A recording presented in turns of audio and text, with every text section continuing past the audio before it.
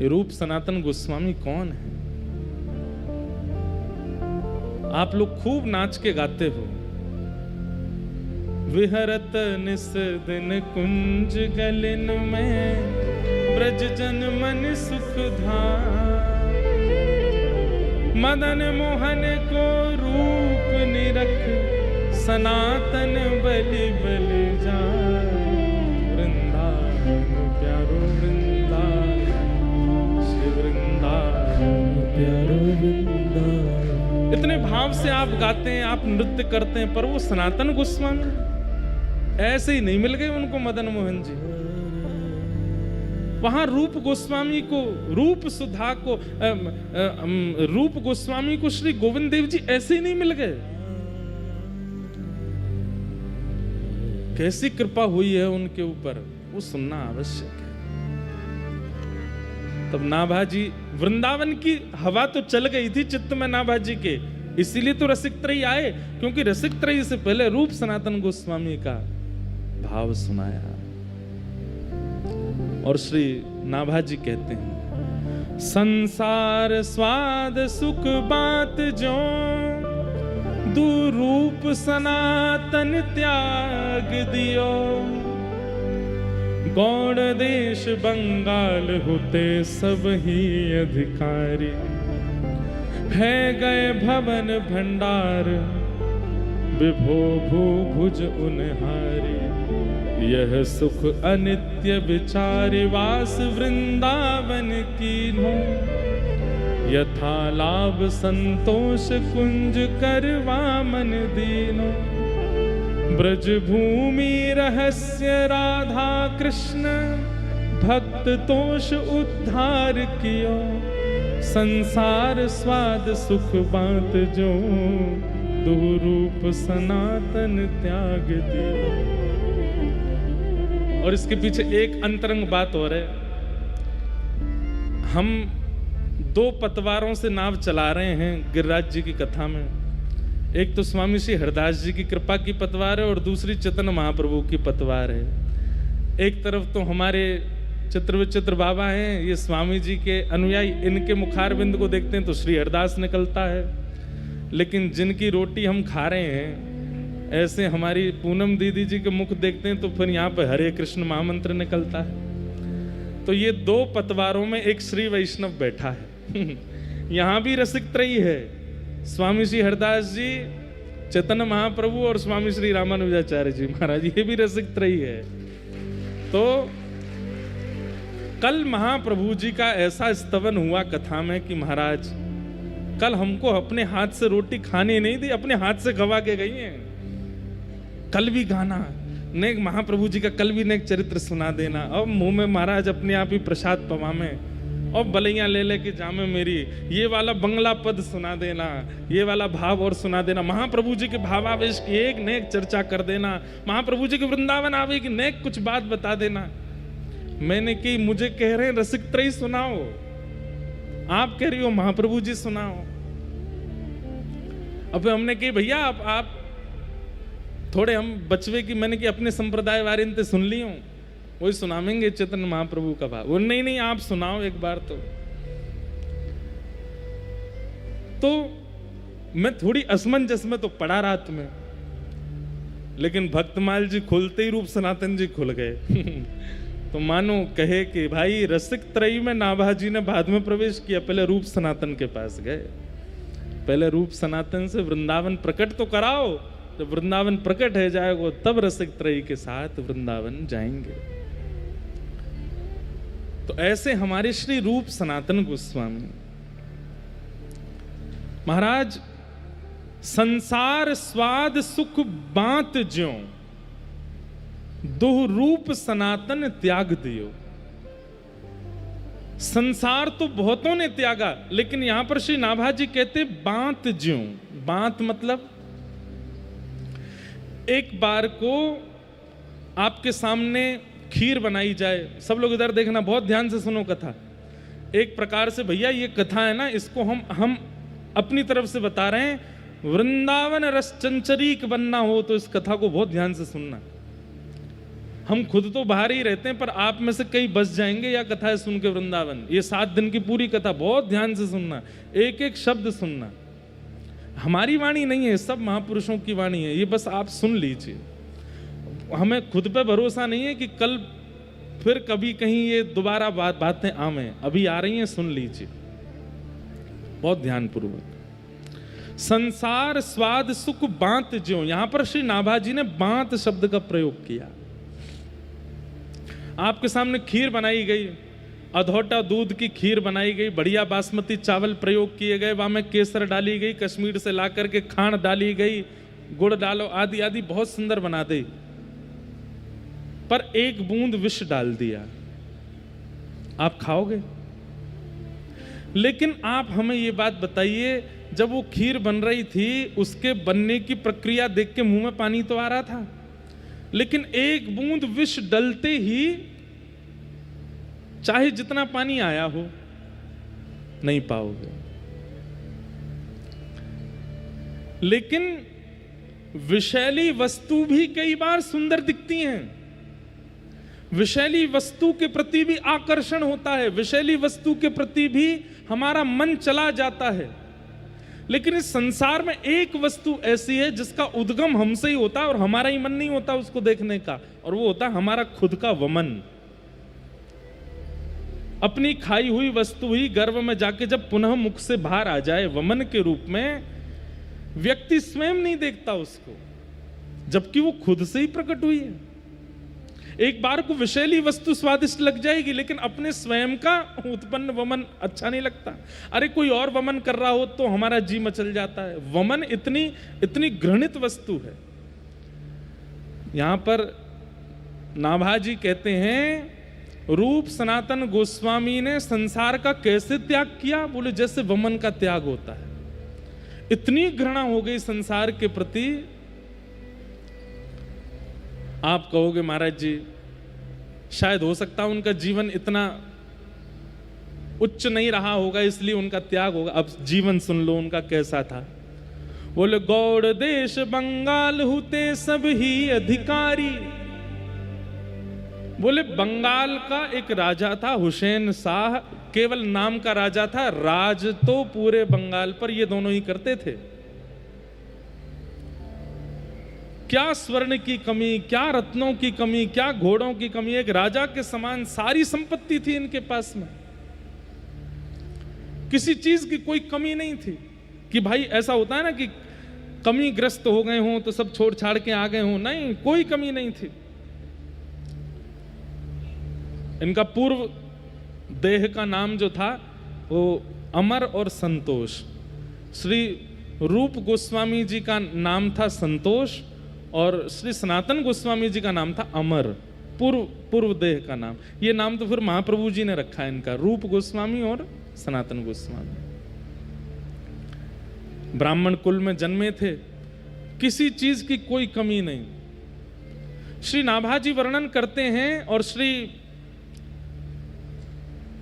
सब रसिक जन ऐसा भाव बताते हैं कि उस समय में 22 लाख सोने की मोहर ये गिनी गई, इसलिए इनका पता है, बाकी और क्या क्या था उनका तो पता ही नहीं है। 22 लाख सोने की मोहर रूप सनातन गोस्वामी जी के पास थी। यह सुख अनित्य विचार वास वृंदावन कीन्हो। उस सर्वगुण संपन्न स्थिति में एक बात तो मन में आती है कि भाई भगवत भाव दो लोगों के चित्त में विशेष रूप से प्रकट होता है। एक तो अत्यंत संपत्ति जिसको मिल गई हो और एक जो सब चीजों से बिल्कुल विमुख हो गया हो। या तो विषयों का भोग अति मात्रा में कर लिया हो या विषय का स्पर्श ही नहीं किया हो। इन दो के चित्त में निष्काम भक्ति उत्पन्न होती है।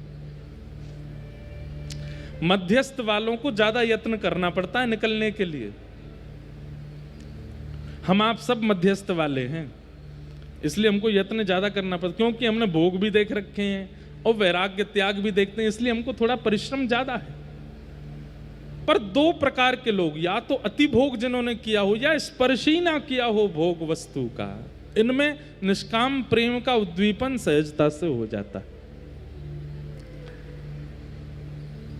रूप सनातन गोस्वामी, अमर और संतोष, ये दोनों बंगाल में हुसैन शाह नाम के राजा के यहाँ पर, एक भैया तो प्रधानमंत्री थे और एक भैया सेक्रेटरी थे, पर्सनल सेक्रेटरी, पूरा धन धान्य उन्हीं के अंतर्गत रहता था। लेकिन पता नहीं क्यों इतनी संपत्ति होने के बाद भी, इतना सब कुछ प्राप्त हो जाने के बाद भी इनके चित्त में संतोष नहीं होता था, संतुष्टि नहीं होती थी। और तब ये ढूंढते रहते थे कि हम क्या करें जिससे हमारे चित्त को संतोष हो। तब इनको विद्यावाचस्पति नाम के गुरु प्राप्त हुए और उन्होंने इनको ठाकुर जी का जितना उनको पता था उतना ज्ञान, सेवा का, नाम जप का थोड़ा बहुत बताया। लेकिन बंधुओं, कई बार ऐसा होता है कि व्यक्ति अगर खुद आस्वादन नहीं करता और दूसरे को उपदेश देता है तो दूसरे के चित्त में वो भाव व्यवस्थित नहीं हो पाता। हमारी बात ध्यान से सुनिएगा, वैसे तो वक्ताओं के लिए बात है। अगर आपने स्वयं आस्वादन नहीं किया किसी भाव का और आप मंच से बोल रहे हो तो श्रोताओं के चित्त में वो व्यवस्थित नहीं हो पाएगा।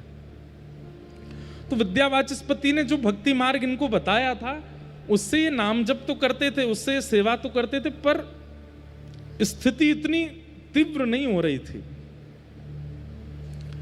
कहते हैं 12 घंटा तो राज भवन में रहते थे और शाम को वापस आकर के दोनों भैया स्नान ध्यान करके, तिलक आदि लगा करके, नेत्र बंद करके फिर ठाकुर जी का ध्यान करते, फिर भजन करते थे। लेकिन मन में संतोष उत्पन्न नहीं हो रहा था।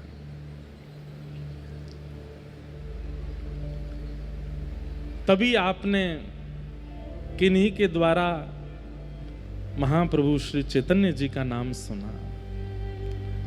और चैतन्य महाप्रभु का नाम कैसे सुना? बोले भैया, जगन्नाथपुरी में एक सार्वभौम भट्टाचार्य हैं जिन्होंने पूरी पृथ्वी के ज्ञानियों को भी अपना शिष्य बना लिया। उनका नाम ही था सार्वभौम भट्टाचार्य, मतलब पूरी पृथ्वी में कोई ज्ञानी आ जाए, अगर सार्वभौम जी के सामने आ गया, अपनी दृष्टि से, अपनी वाणी से, अपने चलन चाल से उसको अपना चेला बना लेते थे। इतना उनका बल था। बोलना पढ़ाना तो बहुत आगे की बात है, दृष्टि मात्र से उनका नतमस्तक हो जाते थे सामने आकर के लोग। उन सार्वभौम भट्टाचार्य जी को चैतन्य महाप्रभु ने अपना अनुयायी बना लिया और इस बात का बड़ा प्रकाश हो गया। उड़ीसा में, बंगाल में, जहां जहां जाएं तो लोग बाग यही चर्चा करें। बोले भैया, एक जगन्नाथपुरी में एक बाबा रहते हैं, कौन, क्या नाम उनका? चैतन्य महाप्रभु, कृष्ण चैतन्य महाप्रभु। बोले क्या किया उन्होंने? बोले अरे सार्वभौम भट्टाचार्य जी को अपना शिष्य बना लिया। अब इसको कई लोग प्रभाव के रूप में देखते हैं, पर यह प्रभाव नहीं था। रसिक जन अपना प्रभाव प्रकाश करते भी नहीं है। ऐसे तो हमारे स्वामी जी के पास अकबर हर 10 दिना में भग तो वृंदावन में। अरे हमने तो ऐसा भी सुना है कि अकबर ने जब स्वामी जी का रूप देखा, स्वामी श्री हरदास जी का, तो अकबर के चित्त में इतनी विरक्ति आ गई कि उसके मन में आया कि मैं सब बादशाहपना छोड़ छाड़ करके निधिवन राज में एक कुंज मुझे मिल जाए, मैं यहीं रहूं, इनको 24 घंटा देखा करूं, भजन नहीं करूंगा, नाम जप आदि तो बाद की बात है, केवल स्वामी जी को देखने के लिए रहूं मैं। स्वामी जी ने विचार करी कि भैया जे अगर सब छोड़ छाड़ के यहां आ गए हो तो पूरे विश्व में प्रभाव फैल जाएगा कि भैया वृंदावन में एक रसिक श्रोमणी स्वामी श्री हरदास जी हैं जिन्होंने बादशाह अकबर को अपना चेला बना लिया, और फिर यहाँ के प्रभाव के कारण दुनिया यहाँ भीड़ लगावेगी और वृंदावन में इतनी भीड़ रह जाएगी, अयोग्य लोग भी आकर के वृंदावन के रस में भंग करेंगे। तो स्वामी जी ने अकबर से कही, तू हमारो चेलो बननो चाहे तो हमारी एक बात मान, बोल का वो दिल्ली चलो जा और वहीं से वृंदावन की सेवा करते रहे। यहाँ के बंदरन के काजे, यहाँ के ब्रजवासीन के काजे, यहाँ के वृक्ष वल्लरी कुंजन के काजे, वहीं से सेवा करते रहे, यही हमारी आज्ञा है, यहाँ मत रुके तू। तब अकबर बोला, मैं आपको देखे बिना नहीं रह सकता, तब किसी ने कही, बोले आप पे तो बड़े बड़े चित्रकार हैं, चित्र बनवा लो स्वामी जी का। तब सबसे पहला चित्र अकबर ने बनवाया। जो स्वामी जी का चित्र आज भी हम सब लोग देखते हैं, वो उसी ने ही निर्माण कराया और ले गया, और जहां बैठ करके वो अपना नित्य क्रम करता था वहां स्वामी जी का चित्र लगा रहता, नित्य दिखता था। तो आचार्यों के तो रूप में ही इतना प्रभाव है कि उनको कुछ करने की आवश्यकता नहीं है, उससे खिंचे चले जाते हैं लोग। लेकिन दुनिया इसको प्रभाव समझती है, वो प्रभाव नहीं है। चैतन्य महाप्रभु के रूप पर सार्वभौम भट्टाचार्य आसक्त हो गए। ये बात जब यहां अमर और संतोष ने सुनी बंगाल में, उनके मन में भाव आया कि भैया ये नाम ही इतनी शीतलता दे रहा है चित्त में, इनका दर्शन कितना शीतल होगा। अब श्री कृष्ण चैतन्य महाप्रभु नाम बोलते ही मन में भाव उत्पन्न हो जाते हैं, मन में मानो जैसे प्रेम नृत्य करने लगता है। हिलोर नाम मात्र, स्वामी श्री हरदास जी महाराज नाम लेते ही चित्त में निधिवन राज का दर्शन होने लगता है। वृंदावन कुंज बिहारी आ जाते हैं, वृंदावन की तलहटी आ जाती है, सुंदर सुंदर निकुंज वन आ जाते हैं। श्री हितरवंश महाप्रभु नाम लेते ही श्री राधा वल्लभ जी सहरा पहने हुए खड़े हैं, थाड़े अपने आप चित्त में आ जाते हैं। आज भी इतने भयावह हैं, कलिकाल में भी आचार्यों का नाम इतना काम कर रहा है। उस काल में जब वे थे तो क्या प्रभाव होता होगा। रूप सनातन गोस्वामी आपस में बात करने लगे, अमर और संतोष, जरा दोबारा बोलियो तो नाम। बोले कृष्ण चैतन्य महाप्रभु। आहा, कितना शीतल लगता है, कितना अच्छा लगता है भैया।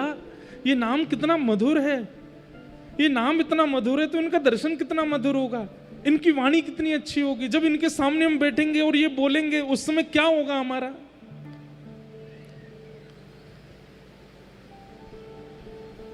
मन में विचार करने लगे क्या करें। तब महाप्रभु जी को इन्होंने पत्र लिखा और पत्र में लिख करके महाप्रभु जी से कहा कि हे महाप्रभु जी, हमारी स्थिति अब रहने की नहीं है, अपनी पूरी स्थिति बताइए, हम कौन हैं, किस पदवी पर हैं, कितना धन है, कितनी संपत्ति है। बोले हमारे जो वस्त्र हैं उनमें भी सोने की कढ़ाई होती है। सब लोग इधर देखो, ध्यान से सुनो। हमारे पास इतने घोड़े हैं, भोजन पानी बनाने के लिए इतने सेवक हैं, हमारे पास कोई कमी नहीं है, लेकिन मन में संतुष्टि नहीं है। जब नाम सुनते हैं, कहीं सत्संग हो रहा है, ये बात सुनते हैं तो नेत्र भर आते हैं। लेकिन क्या बताएं, इतने श्रेष्ठ बन गए हैं कि अब सब त्यागना हमारे लिए मुश्किल हो रहा है। लेकिन मन में आपका नाम जब से आया तब से मन में भाव आ रहा है कि यदि आप आज्ञा कर दोगे तो सब छोड़ के चले जाएंगे। महाप्रभु जी को पत्र लिखा, आप आज्ञा कर दीजिए, हम क्या करें, घर छोड़ दें। आप कह देंगे छोड़ दो, उसके बाद देखेंगे नहीं। मतलब त्याग की अनंत स्थिति आ गई है चित्त में, बस आज्ञा चाहते हैं। महाप्रभु जी ने जब पत्र पढ़ा जगन्नाथपुरी में, पत्र में प्रयोग हुए शब्दों से ही महाप्रभु जी पहचान गए कि अभी ये त्याग के योग्य नहीं हुए। इनका त्याग तब सार्थक होगा जब इनको मैं मिलूंगा। मैं बिना मिले अगर कह दूं कि सब छोड़ के चले जाओ तो इनके त्याग से कल्याण नहीं होगा। इनका तो हो जाएगा, पर इनसे हमें बहुतों का कल्याण करवाना है, वो नहीं हो पाएगा।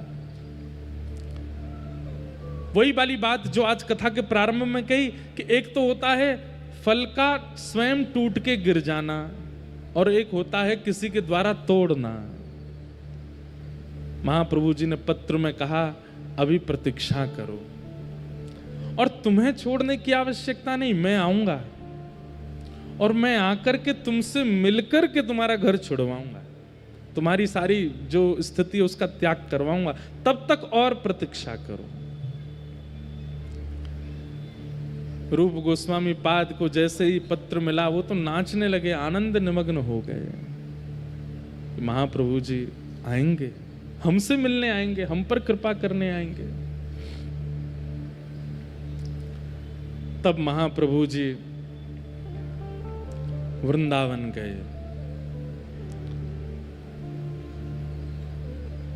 रामकेली ग्राम बंगाल में है, वहां रहते थे रूप सनातन गोस्वामी। लेकिन वृंदावन गए महाप्रभु जी।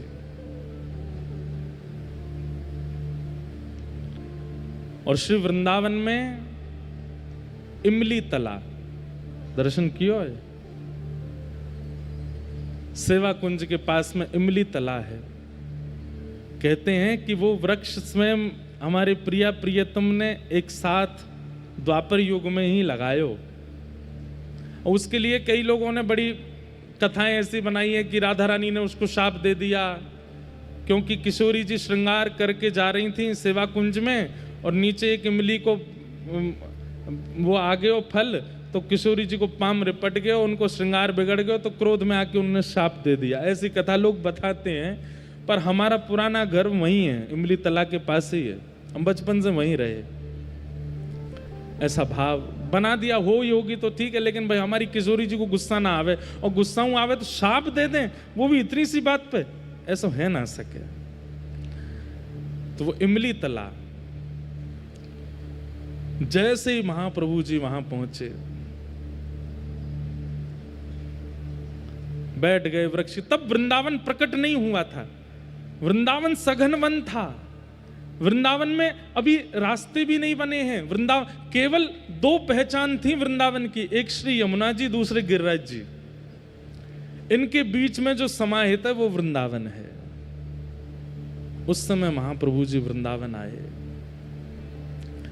और यमुना के तट चलते चलते चलते चलते चलते जैसे ही सुगंधी आई रज की,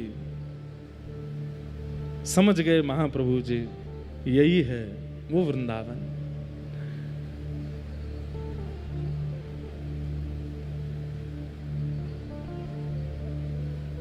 हमारी पूनम दीदी ने एक पद दिया बंगला का, बहुत सुंदर भाव। अब सेम तो नहीं गवेगा, लेकिन करते हैं प्रयास।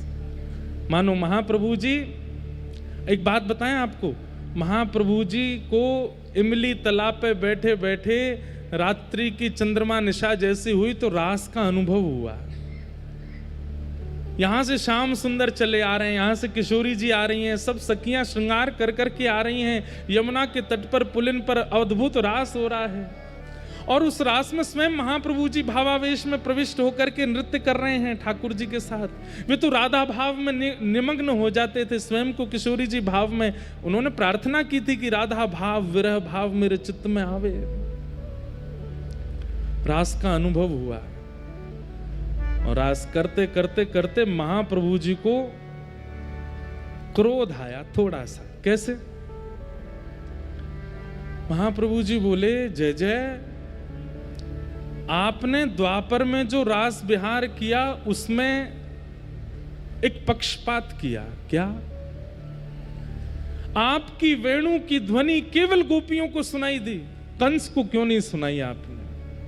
अगर ये वेणु की ध्वनि कंस ने सुनी होती तो उसका क्या दोष था, वो भी रास में आ जाता। ये वेणु की ध्वनि अगर आपने दंतवक्र शिशुपाल को सुनाई होती तो वो भी आ जाते। महाप्रभु जी इतने दयावंत हृदय के, उनके मन में आया कि द्वापर युग में बजी वंशी कदम्ब वृक्ष के नीचे वो वंशी कंस को क्यों नहीं सुनाई दी। ठाकुर जी ने पक्षपात किया। ठाकुर जी, आज पक्षपात नहीं होगा। इस कलिकाल में अगर आपने पक्षपात किया, अनर्थ हो जाएगा। और तभी उस रास की भूमिका के मध्य में महाप्रभु जी ऊर्ध्वबाहु होकर के हरि नाम की वेणु बजाने लगे, और जहां जहां तक स्वर पहुंच जाए सबको सुनाऊंगा, किसी को अयोग्य नहीं मानूंगा। जो सामने आ जाएगा उसको ये नाम ध्वनि सुना करके सबको रास विहार में प्रवेश कराना है। अब पक्षपात नहीं होगा श्याम सुंदर, अब तो सबको योग्य बनाना है। और तब वृंदावन की खोज कर रहे हैं। केवल यमुना जी और गिरिराज जी ये दो संकेत हैं, और कुछ भी नहीं दिख रहा है। सब विलुप्त हो चुका है। वृंदावन ने अपने आप को भीतर अंतरंग रूप से अपने आप को छुपा लिया है।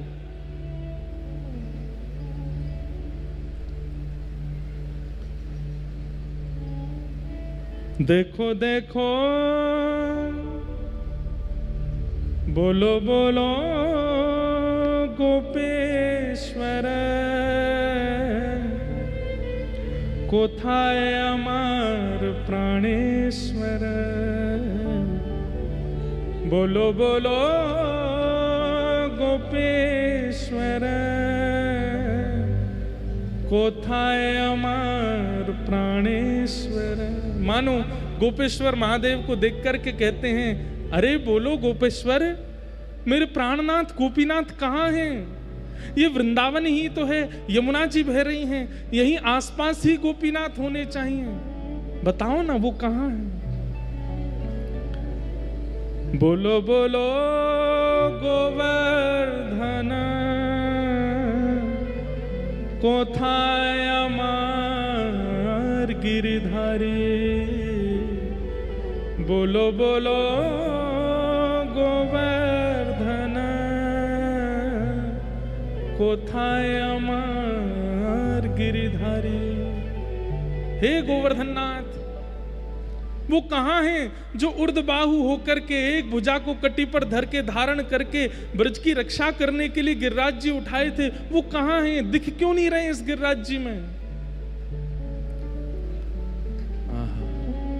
ढूंढ रहे हैं सब जगह जा जा करके, प्रकट हो वृंदावन। बोलो बोलो वंशी बट कोथाय अमर वंशीधारी। बोलो बोलो वंशी बट कोथाय अमर वंशीधारी। अरे वंशीवट, तुम वंशीवट हो। यहाँ ठाकुर जी वंशीनाद करते थे और गोपियों को घर में बैठे बैठे ही दर्शन होता था। कहाँ गए वो ठाकुर जी? अरे वंशीवट, तुझको तो पता होगा ना, श्याम सुंदर कहाँ है?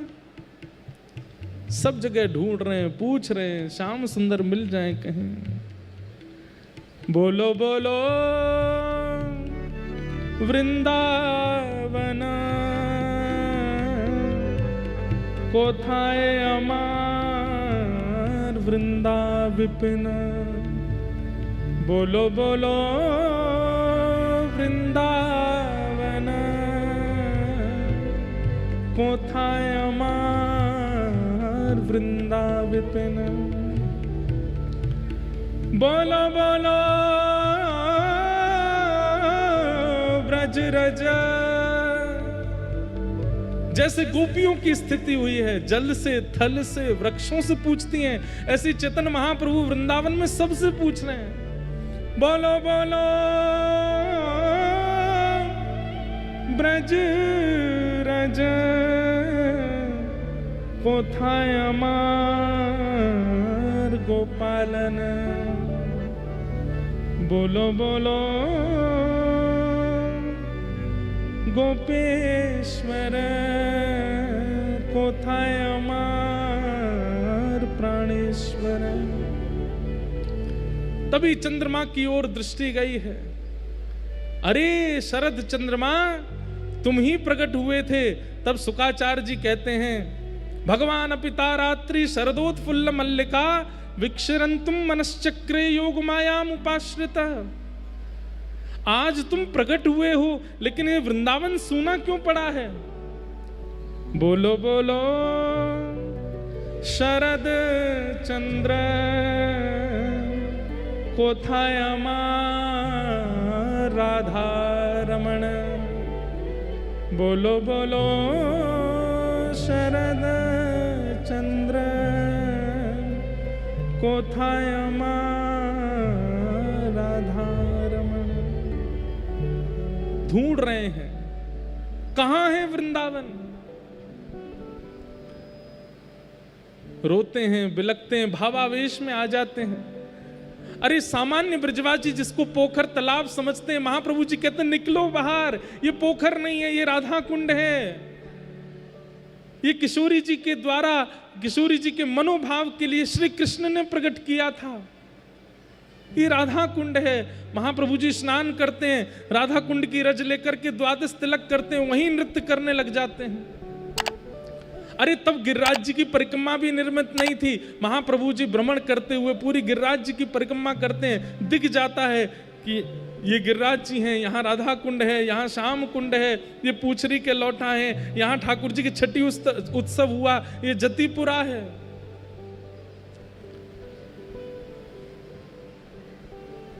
महाप्रभु जी के हृदय में विरह वेदना हो गई, लेकिन माता सची की आज्ञा है कि जगन्नाथपुरी में निवास करना है।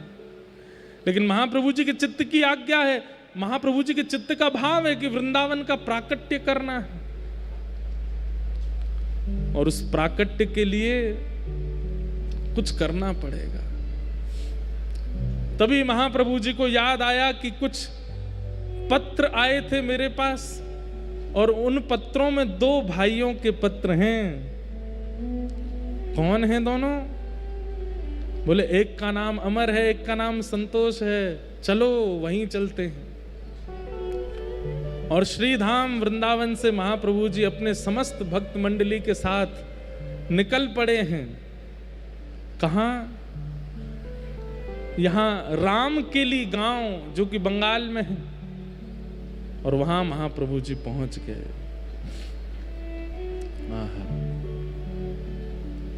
जैसे ही महाप्रभु जी पहुंचे, उत्ताल नृत्य कर रहे हैं, सब महामंत्र के साथ नृत्य कर रहे हैं, गा रहे हैं, हरे कृष्ण कृष्ण कृष्ण हरे हरे, हरे राम राम राम हरे हरे। और ये ध्वनि जैसे ही पहुंची है, संतोष और अमर के कानों में, मानो जैसे गोपियां कृष्ण वंशी नाद सुनकर के दौड़ पड़ी थी अपने घरों से। ऐसे ही ये महामंत्र की ध्वनि सुन, इनको नहीं पता है कि महाप्रभु जी आ रहे हैं, लेकिन उस नाम ने मानो जैसे कान में क्लीम शब्द कह दिया हो, अरे रूप, अरे सनातन, जल्दी चलो, महाप्रभु जी आ गए, जिनकी तुम प्रतीक्षा कर रहे हो वो सामने आ गए हैं। तुरंत दौड़ पड़े, अपने राजकीय कार्यों को छोड़ दिया, घोड़े पर नहीं बैठे, पादुका भी नहीं पहनी, दौड़ पड़े, भुजा उठा करके दौड़ रहे हैं। तभी देखते हैं, आहा, असंख्य सब गोस्वामी जन नृत्य कर रहे हैं, और मध्यस्थ भुजा उठा करके श्री चैतन्य महाप्रभु नृत्य कर रहे हैं। दोनों ने जाकर के दंडवत प्रणाम किया, नेत्रों से प्रेमाश्रु पुलकित हो गए, अश्रु प्रवाह होने लगा। महाप्रभु जी के चरणों में वंदन करके कहे, बोले प्रभु अब कृपा करो, अब अनुग्रह करो, अब नहीं रहना है, अब नहीं यहां बस सकते हम। महाप्रभु जी बोले, राम के लिए आने की और कोई योजना नहीं है, तुम्हारे लिए ही आए हैं हम, तुम दोनों को ही स्वीकार करने के लिए आए हैं। अब सब छोड़ करके जाना है और श्री वृंदावन का प्राकट्य करना है। महाप्रभु जी के सन्मुख दोनों विराजमान हो गए, रुदन करने लगे, बोले हम तो इस योग्य नहीं हैं, हमारे अंदर तो इतनी योग्यताएं नहीं हैं, हम तो इस लायक नहीं हैं, कैसे करेंगे। महाप्रभु जी बोले, वृंदावन के प्राकट्य के लिए ज्ञान का होना आवश्यक नहीं, त्याग का होना आवश्यक नहीं, वैराग्य का होना आवश्यक नहीं, प्रेम का होना आवश्यक है। और तुम्हारे चित्त में वो प्रेम है।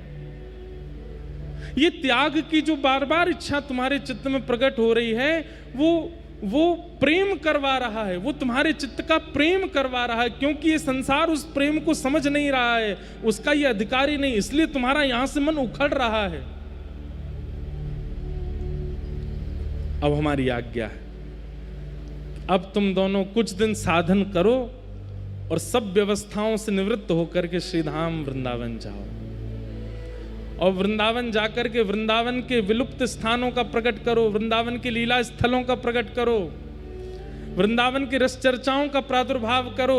और इन सब का यदि भली भांति प्रादुर्भाव किया, रूप सनातन गोस्वामी पूछने लगे कि हमारे कार्य जो हम कर रहे हैं वो सही कर रहे हैं, इसका प्रमाण कैसे मिलेगा। महाप्रभु जी के नेत्र सजल हो गए, दोनों को हृदय से लगा करके बोले, यदि तुमने कार्य किया और वृंदावन के स्थानों, अब वृंदावन में तो कुछ भी नहीं पता कि कौन सी स्थान कहाँ है, तो तो महाप्रभु जी बोले, अगर तुमने सही सही स्थानों का चयन करके प्रकट कर दिया तो तुम्हारे द्वारा प्रकट किए गए स्थान उचित हैं, यही वृंदावन है। इसका प्रमाण देने के लिए ठाकुर जी प्रकट होकर के तुमसे सेवा कराएंगे।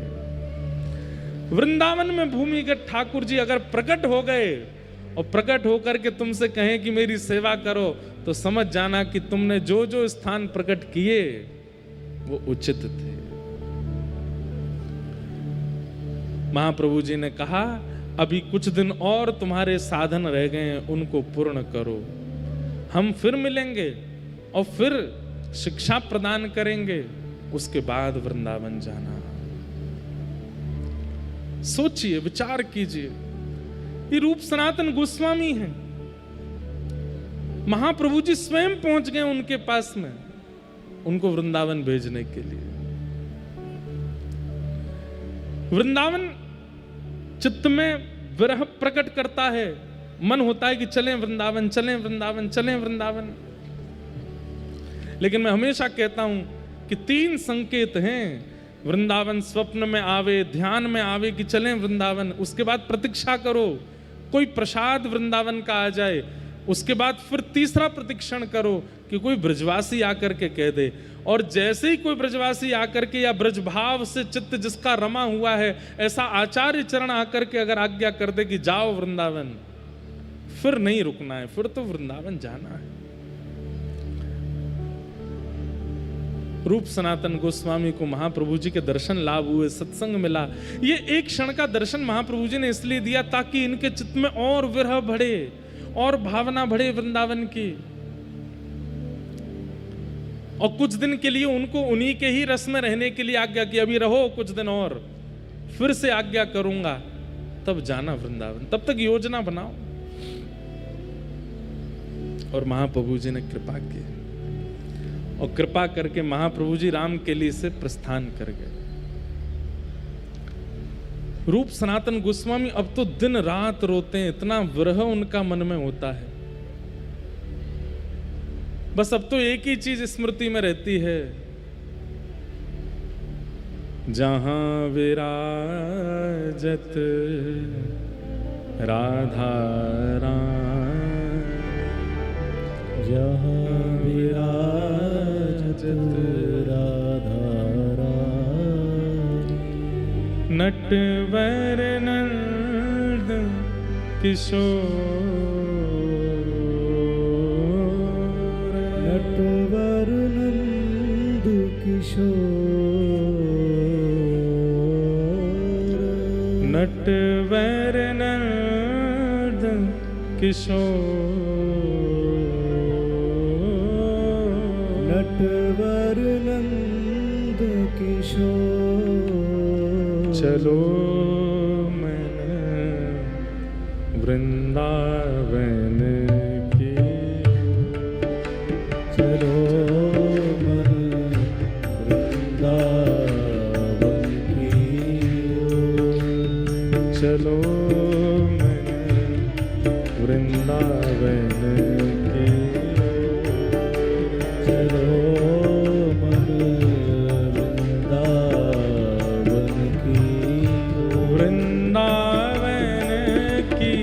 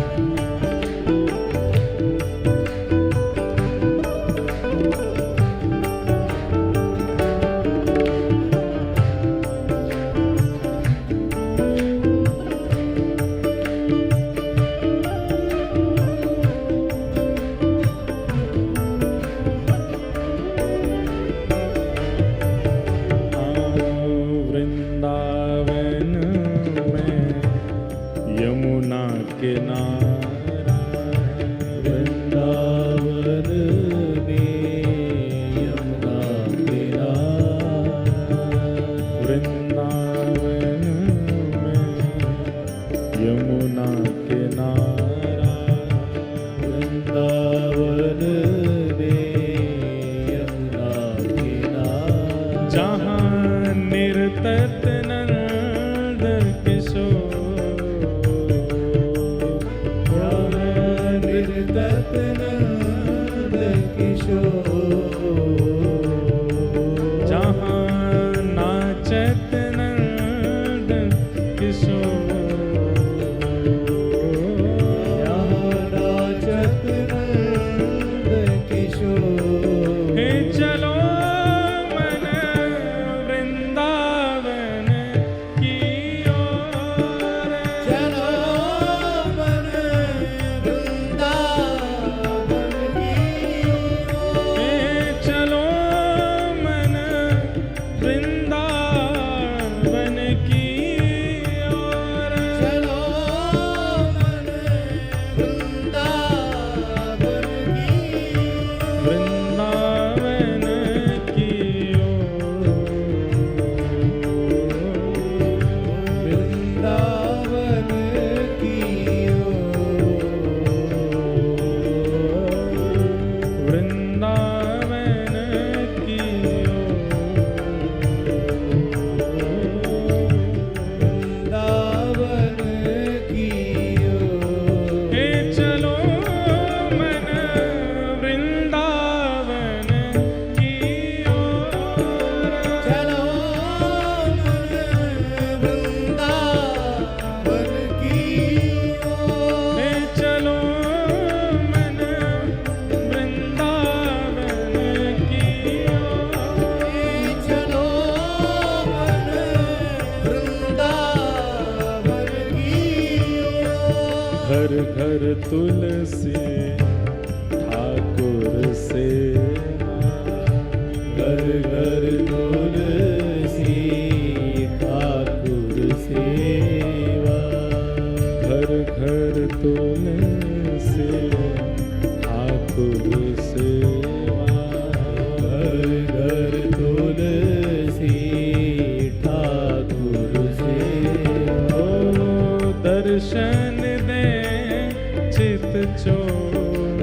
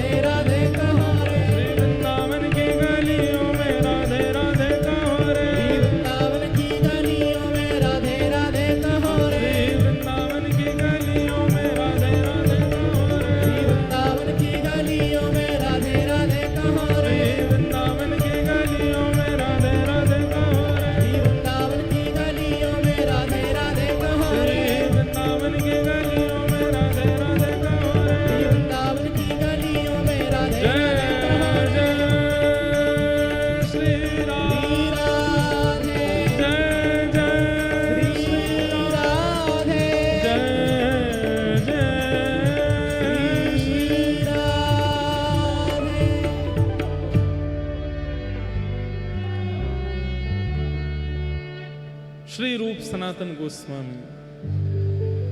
एक मन में भाव आता है, मन में एक प्रश्न आता है। महाप्रभु जी मिल गए, उसके बाद भी आज्ञा करके गए कि अभी रुको। इसका मतलब क्या है कि आचार्य अभी संतुष्ट नहीं हुए हैं त्याग से, और अब त्याग कैसे लगेगी? सब लोग बहुत ध्यान से सुनिए। देखो कितना प्रयास करना पड़ता है तब वृंदावन मिलता है। हमको तो यूं ही मिल जाता है, हवाई जहाज की टिकट कराई 5,000 की, पहुंच गए, ट्रेन करा ली राजधानी तो पहुंच गए, गाड़ी कर ली पहुंच गए। पर जिनके ठाकुरों के दर्शन करते हैं, गोविंद देव, गोपीनाथ, मदन मोहन, वृंदावन बिहारी लाल, वो ऐसे नहीं आए हैं। महाप्रभु जी ने विचार किया कि इन्होंने जब पत्र लिखा था तो पत्र में पहले अपना परिचय दिया, तो उसमें बताया हम इतने धनवान हैं, हम ऐसे राजा के यहाँ राजकोष में हैं, आदि आदि सब। बोले कि ये पदेशना, इसका निवृत्त होना आवश्यक है। और महाप्रभु जी को पता था कि ये होगा। अब महाप्रभु जी के दर्शन तो हो गए। अब महाप्रभु जी जैसे ही गए दर्शन दे करके, अब रूप सनातन गोस्वामी को वो जहां देखते हैं उनको महाप्रभु जी की याद आती है। उनकी मुस्कान कैसी, उनके शब्द कैसे थे, उनके नेत्र कैसे थे, उनकी अवस्था कैसी थी, चाल कैसी थी, नृत्य कैसा था, कीर्तन कैसा था। और वो निरंतर जो चिंतन बना, क्योंकि अभी तक और कुछ तो देखा नहीं, कभी वृंदावन गए नहीं, तो आचार्य का ही चिंतन करेंगे ना। इतना चिंतन हो गया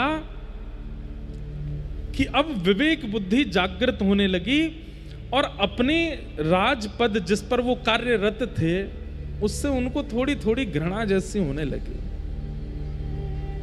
घृणा तो पहले भी थी, लेकिन अब जो यहां पर शब्द संसार स्वाद सुख बांत ज्यों बमन के भांति, इतना त्याग करवाना था महाप्रभु जी को, उसके लिए छोड़ के गए वापस।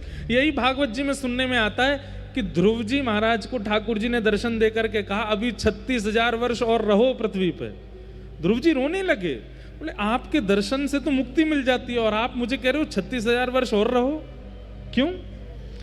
तो ठाकुर जी क्या कहते पता है, तुम्हारे चित्त में अपने पिता की गोद में बैठने की इच्छा थी ना, इसीलिए तो तुम बनाए थे। ध्रुव जी बोले वो इच्छा तो मर गई, कट गई, जल गई, नाश हो गई। ठाकुर जी कहते हैं प्रकट तो हुई थी ना भैया। एक बार विषैला पौधा प्रकट हो जाता है ना, तो जब तक जड़ से नहीं उखाड़ा जाए वो प्रकट होता ही रहता है। इसलिए 36,000 वर्ष, 100-200 वर्ष नहीं, 36,000 वर्ष के लिए ठाकुर जी कह के गए अभी रहो पृथ्वी पे। और 36,000 वर्ष में इतना भोगोगे, इतना विषय भोगोगे कि तुम इससे बिल्कुल ऊब जाओगे, तब तुम्हें मेरी प्राप्ति होगी। ध्रुव जी महाराज 36,000 वर्ष के लिए राजा बने। अरे भाई कोई लिमिट होती है? यहां 100 साल काटने भारी पड़ रहे हैं हमें, 36,000 वर्ष के लिए राजा। संसार की विषय वस्तु वमन के भांति जब ध्रुव जी को लगने लगी तब भगवत प्राप्ति हुई। इसलिए भैया किंचित भी भाव मन में प्रकट करके ठाकुर जी के पास मत चले जाइए। कहीं मन में भाव आगो जय जय वृंदावन की कचौड़ी बहुत जोर की, ठाकुर जी अगर दिमाग सनक गया ना, इतनी कचौड़ी खवा देंगे, इतनी खवाई देंगे, इतनी खवाई देंगे, ले बेटा 36,000 कचौड़ी खा तू जीवन भर, सबरी नस ब्लॉक है जाएंगी तेरी, तभी मैं मिलूंगा तो है। तो विषय वस्तु अगर देने पर ठाकुर जी आ गए तो वो इतनी मात्रा में देते हैं कि आप पागल हो जाओगे। इसलिए विषय कभी नहीं मांगना है, क्योंकि भैया ये टेढ़ो ठाकुर कहीं सनक गो दिमाग और दे दियो तो हम कहते हैं हमारे ठाकुर जी को गणित नहीं आती है, हमारे ठाकुर जी को मैथमेटिक्स नहीं आती, ये नाप तोल के नहीं देते हैं, जितनो है पूरा दे देंगे ले जा। वो आप सहन नहीं कर पाओ। अति सर्वत्र वर्जयेत। रूप सनातन गोस्वामी के साथ वही हुआ। महाप्रभु जी के दर्शन हो गए और दर्शन देने के बाद महाप्रभु जी चले गए, बोले अभी रहो। अब क्या हुआ, एक दिन राजा ने इनसे कहा, बोले कि आप लोग पूरे हमारा जो संपत्ति है सब आप लोग संभालते हो, इसका कल हमको हिसाब दो। रूप सनातन गोस्वामी रात्रि में भजन करते थे, लेकिन आज राजा ने कही भैया कल हिसाब देना है, तो भजन नहीं हुआ, हिसाब में लगे रहे। अब उस हिसाब में कुछ ऊपर नीचे हो रहा था, तो उसके लिए इतनी चिंता में बैठे थे, कैसे हो कैसे हो कैसे हो। तो सनातन जी को बहुत जोर की प्यास लगी, तो एक सेवक को बुलाया, सुनो इधर आओ, शरबत बना के लाओ बढ़िया वाला।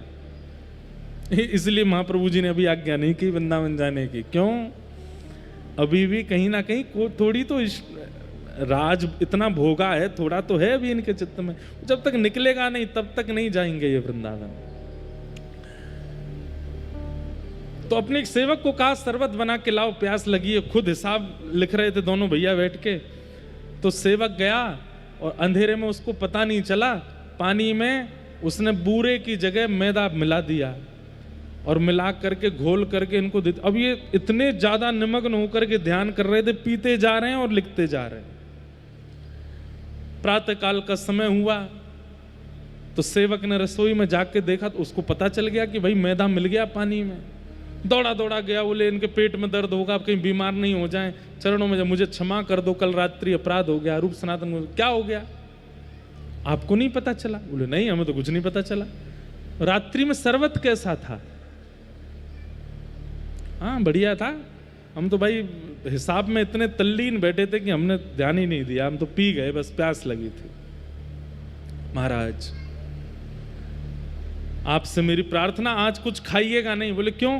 बोले शरबत में चीनी की जगह मैं मैदा मिला के ले आया था और वो आप पी गए हो। तो ये बात सुनकर के रूप सनातन गोस्वामी एक दूसरे को देखने लगे, तुमको पता चला? बोले नहीं। और तुमको पता चला? बोले नहीं। सेवक से कहा तुम जाओ, और किवाड़ बंद करके इतना रोए इतना रोए इतना रोए दोनों। बोले कि ऐसी तत्परता भजन में क्यों नहीं बनी जैसी तत्परता इस विषय में बन गई। अरे इतने कार्य में व्यस्त थे कि मैदा पी गए हम, इसीलिए महाप्रभु जी हमको छोड़ करके गए, लेकर के नहीं गए, क्योंकि अभी तत्परता हमारी संसार में है। अभी भी हमारे हिसाब में राजा कहीं डांटे ना, कहीं, ये चिंता थी हमारे चित्त में, इसलिए हम इतने तल्लीन होकर के कर रहे थे कि मैदा पी गए। अरे भजन में तो एक चेंटी काटने लगती है तो हम उसको हटाने लगते हैं, भजन में तो मच्छर आ जाता है तो सेवकों से कहते हैं यहाँ पे मच्छरदानी लगा दो, भजन में अगर आसन चुभने लगता है तो उसको व्यवस्थित कर। वहां ऐसी तल्लीनता क्यों नहीं आई हम में? अरे भैया, इसीलिए महाप्रभु जी छोड़ के गए हमको।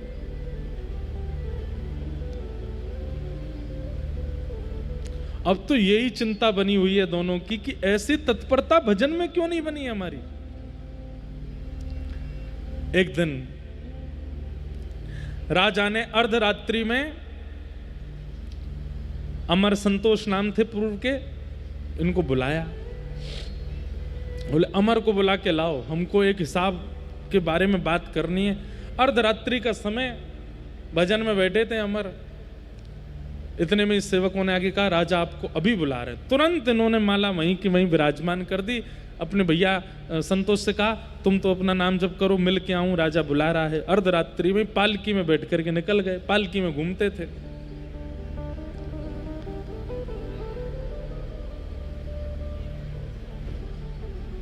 जैसे ही निकले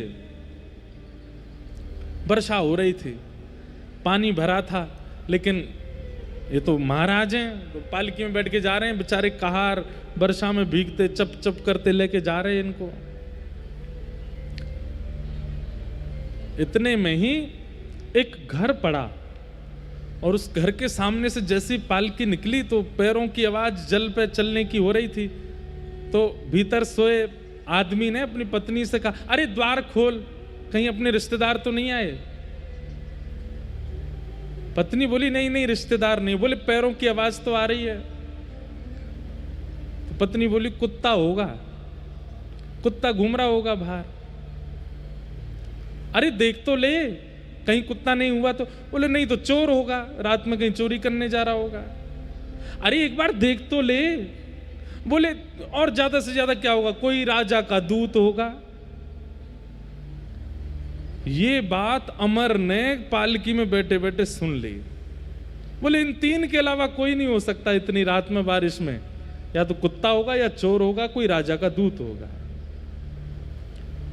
बोले मतलब हमारी तुलना कुत्ते और चोर के बीच में है।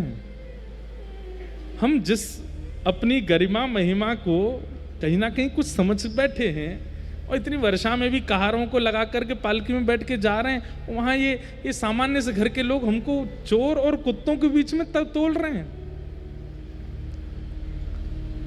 राजा से मिलने तो गए लेकिन मन नहीं लगा, वही चीज दिमाग में चलती रही। लौट करके वापस आए और संतोष के पास जाके, भैया हम लोग कुत्ते के समान हैं। अरे एक जगह ऐसी बात हो गई, कुत्ता है या तो चोर है या राजा का कोई दूत है। बोले मैं तब से चिंता में हूं कि हम जीवन भर जिसका मान यश प्रतिष्ठा का भाव रखते रहे चित्त में, वहां हमको चोर और कुत्तों के बीच में गिन लिया गया। संतोष यानी कि रूप गोस्वामी वो बोले भैया सही तो कहा, कुत्ता भी तो ऐसा ही होता है, उसको चाहे झूठा मिल जाए, चाहे कूटा मिल जाए, चाहे कैसा भी मिल जाए, वो भोजन के लिए किसी के भी द्वार पर चला जाता है। राजदूत भी तो यही करता है, और चोर भी तो यही करता है। वो ये नहीं विचार करता कौन छोटा कौन बड़ा, कौन धनवान कौन निर्धन, कौन के घर में कैसी परिस्थिति, सबके घर से चोरी कर लेता है। हम लोग भी तो वही करते हैं, राजदूत हैं, कर लेने के लिए जाते हैं, कुछ विचार नहीं करते, सबसे कर लेते हैं। उसी समय अमर सनातन गोस्वामी उन्होंने कहा अब नहीं, बस अब हो गया। इसीलिए महाप्रभु जी हमको छोड़ करके चले गए, स्वीकार नहीं किया। मैं रुकता हूं, ये परिवार सब इतना विस्तृत कर दिया है, इस सबको व्यवस्थित करता हूं, तू अभी निकल, इसी वक्त निकल जा, अब नहीं रहना यहां पर। अब जीवन का उद्देश्य जो महाप्रभु जी कह के गए वृंदावन जाना है, उनसे आज्ञा ले तू जा करके, अब नहीं रहना भैया, अब हो गया बस। तुझे डर तो नहीं, तुझे भय तो नहीं कि राजा कुछ कहेगा? बोले मुझे बिल्कुल भय नहीं है। तुझे इस बात का भय तो नहीं पीछे से संपत्ति का कहो? बोले बिल्कुल नहीं। बोले अब तरीका, अब बिल्कुल सही समय, अभी निकल। और उसी समय संतोष निकल गए घर से। ये दो ठोकरें चाहते थे महाप्रभु जी की इनको लगे, उसके बाद ये पूर्ण त्याग होगा। फिर ये पूछेंगे नहीं पत्र भेज करके कि जाएं कि नहीं, ये चले ही जाएंगे। ये भी पूछ रहे हैं कि जाएं कि नहीं जाएं। निकल गए और संतोष ने पूछा, कहीं से पता लगाया कहां है महाप्रभु जी, तो पता चला प्रयागराज में। वृंदावन से जा रहे हैं पुरी की ओर, पहुंच गए प्रयागराज और वहीं त्रिवेणी संगम पर महाप्रभु जी मिल गए। और आज संतोष को संतोष नहीं कहा है, महाप्रभु जी देखते, अरे मेरा रूप आ गया, आओ तो। नाम सुनते ही कान खड़े हो गए, आपने मुझे क्या संबोधित किया? बोले जो तुम वास्तव में हो वो संबोधित किया। तुम श्री प्रिया जी की रूप मंजरी हो। पहले मुझे संतोष दिखा था, आज मुझे रूप दिखा है, आओ। तुरंत निमग्न हो गए, चरणों में जाके बेहोश हो गए रूप गोस्वामी। हृदय से लगा लिया महाप्रभु जी ने। भैया ये आचार्य चरणों की सोच कैसी होती है, हम कहां कब समझेंगे उनके भाव को। वो कहां, वो डांट भी रहे ना तो उसमें कोई हित सोचा होगा हमारे लिए, वो छोड़ भी रहे ना, वो लताड़ भी रहे ना, वो कभी मार भी रहे ना, तो समझो कि कुछ सोच रहे हैं हमारे लिए अच्छा, इसलिए कर रहे हैं ऐसा। आजकल की गुरु परंपरा तो विलग है, हमारे अनुसार गुरु जी व्यवहार करो हमारे साथ। अब रूप बन करके आए, हृदय से लगाया और बैठाया और शिक्षा प्रदान की। और महाप्रभु जी ने कहा जाओ, अब वृंदावन जाओ और उसकी चिंता मत करना, अमर भी आएगा, वो भी पहुंचेगा, तब तक तुम पहुंचो वृंदावन। और वृंदावन जाकर के अब वृंदावन के तीर्थों को खोजो, वृंदावन में रसिक जनों के भाव प्रकट करो, और तुम्हारे द्वारा तीर्थ और जो स्थान ढूंढे जाएंगे, मैंने पहले भी कहा, अगर वो उचित होंगे तो उसके प्रमाण रूप में तुमको ठाकुर जी मिलेंगे जी। और रूप गोस्वामी वृंदावन की ओर निकल पड़े।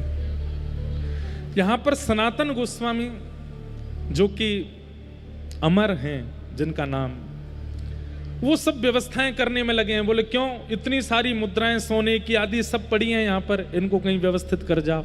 कुछ अपने पूर्व आश्रम के परिवारों को दे दिए, कुछ किन्हीं लोगों में बांट दिए, कुछ कहीं लगा दिए, किसी के थे उसको दे दिए, सब जगह सब खत्म करके जाएं। कहीं वृंदावन जाके भी चिंता ना बनी रहे, इतनी प्रॉपर्टी है, इतना महल है, इतने पैसा धरे हैं वहाँ पे, क्या हो रहा होगा। अगर छोड़ के जाए तो चिंता बनेगी, इसलिए सबको लगा जाओ। और सबको सब जगह लगा दिया।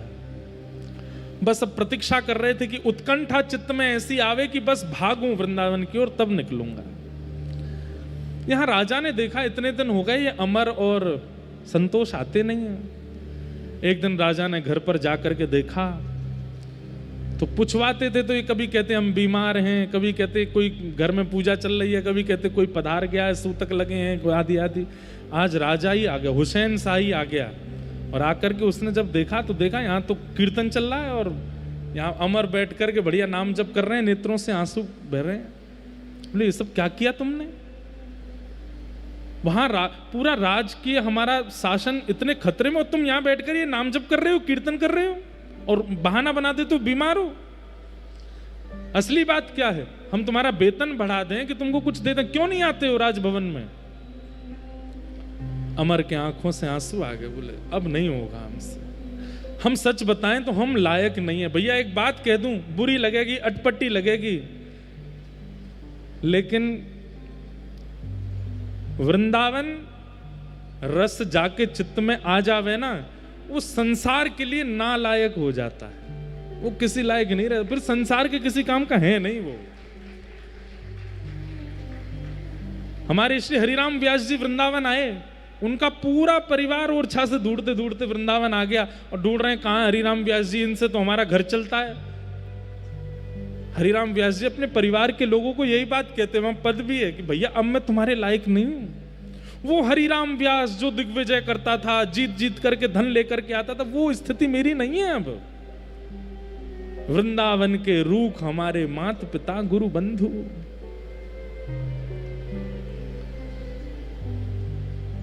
आप वृंदावन के भी हो और संसार के लायक भी बने हुए हो। एक जगह के रहिए, या तो लायक पूरे वृंदावन के ही रहिए या लायक पूरे संसार के ही रहिए। अब इसमें कई विडंबना आती है, तो उसमें दूसरा भाव यह है कि मन से तो लायक वृंदावन के रहो, लेकिन समाज को दिखावे के लिए नाटक कर दिया करो कि उनके लायक भी हो। लेकिन भैया जब पूर्ण मनोबल लगाना हो, अपनी पूरी ऊर्जा लगानी हो किसी कार्य में, तो वो तो वृंदावन के प्रति लगाओ, संसार के प्रति नहीं। वहां तो एक आडंबर जैसा कर दिया करो। लेकिन आज अमर राजा के आगे हाथ जोड़ते हुए कहते हैं, मैं आपके अब लायक नहीं हूं, आप मुझसे हिसाब मांगोगे मैं नहीं दे पाऊंगा, आप मुझे रास को समझाओगे मुझे नहीं समझ में आएगा, आप मुझे धन दोगे मेरे से गिनती नहीं आती, अब मैं सबसे पीछे हट चुका हूं। किसी ने कान भर दिए हुसैन शाह के, बोले कि ये किसी और राजा के यहाँ नौकरी ले रहे हैं, उसने शायद इनको ज्यादा वेतन देने के लिए कह दिया होगा। आपके विपक्षी राजाओं के यहाँ जाके, आपका तो सब जानते हैं, उससे आक्रमण करवा करके खुद राजा बन जाएंगे। क्योंकि हुसैन शाह जो था ये खुद भी ऐसे ही राजा बना था।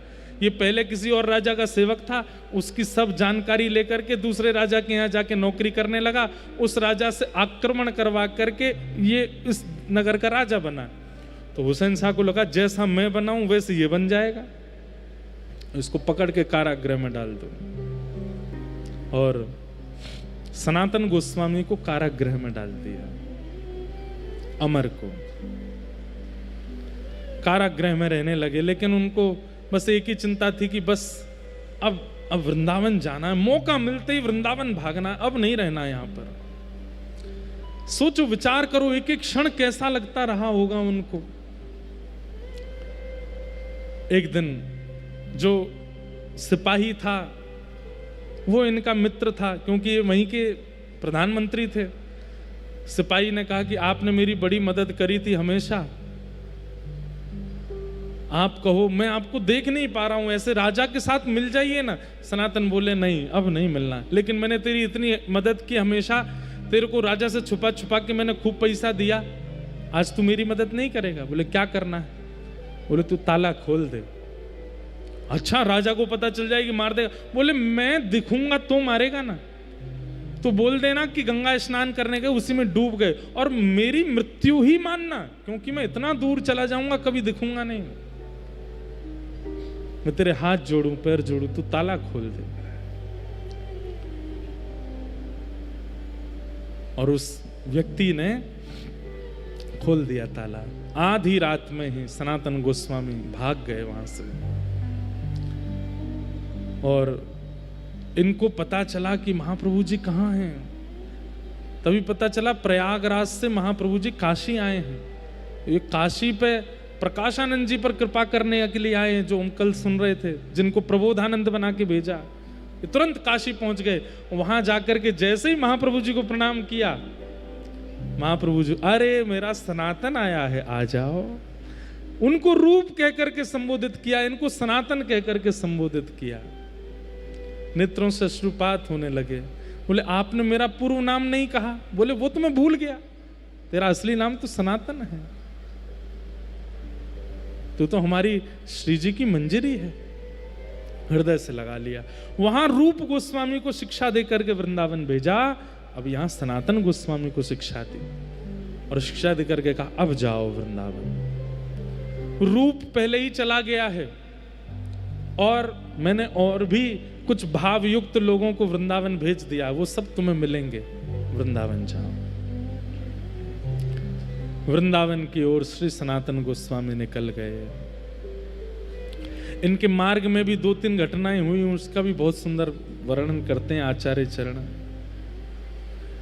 इनके साथ एक इनका सेवक जा रहा था, उसने जीवन भर इनकी सेवा की, वो इनके पीछे पड़ गया, मैं भी वृंदावन चलूंगा। सनातन गोस्वामी बोले चलो तुम भी चलो। उसको ले गए वृंदावन, लेकिन ये विहंगम जंगलों में होके जा रहे थे। तभी एक सेठ ने इनको आधी रात में देख लिया, उसने रोक लिया। बोले अरे अरे अरे जय हो, अतिथि देवो भव, मैं अतिथियों की बहुत सेवा करता हूँ, मेरे घर चलो, रात्रि निवास वहीं कर लो। सनातन गोस्वामी बोले ये आचार विचार से तो लग नहीं रहा कि ये अतिथियों की सेवा करता है। ये इतनी सेवा की याचना, हम पे तो कुछ है नहीं कि लूटने के लिए भी सोच रखा हो इसने, हमारे पास कुछ है तो है नहीं, ये कैसे लूटेगा। रात्रि में भोजन प्रसाद पाके जब कक्ष में लेटे तो इन्होंने अपने सेवक से पूछा, ए रे तेरे पास कोई धन तो नहीं है? उसने नहीं नहीं मेरे पास कुछ नहीं। बोले सही सही बता। बोले हाँ 8 सोने की मोहर पड़ी है मेरे पास। बोले कि ये इसीलिए हमारी इतनी खातिरदारी हो रही है, ये अभी विष युक्त दूध लेके आएगा पिलाने के लिए, हम दोनों यहाँ पे पधार जाएंगे, ये धन चुरा लेगा।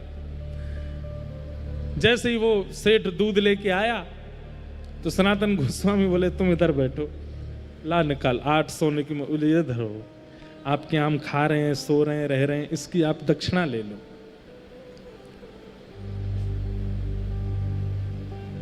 उस सेठ ने कहा, बोले आप पहले ही हमको प्रदान कर रहे हो, लेकिन हमारी बात तो सुनो। बोले क्या? बोले मैं एक ऐसा सेठ हूं, दिन भर तो व्यापार करता हूं, पर रात्रि में मेरे गुप्तचर राह चलते लोगों को देखते हैं, और वो इतने निपुण हैं कि देखते ही पहचान जाते हैं कितनी सोने की मोहर हैं। बोले हमने दे तो दी। बोले लेकिन ये बात असत्य है, आपके पास 10 सोने की मोहर हैं, ये 8 ही क्यों दे रहे हो?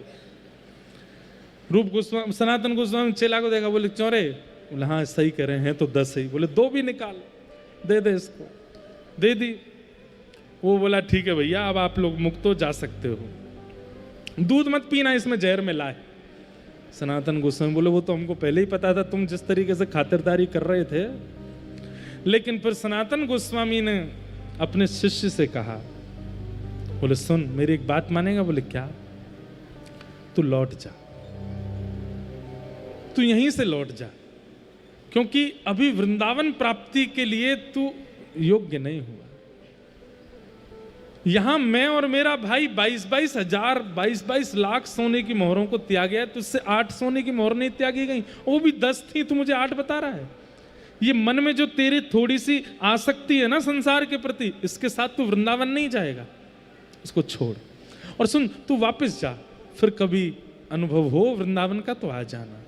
और फिर उसके बाद सनातन गोस्वामी अकेले गए वृंदावन।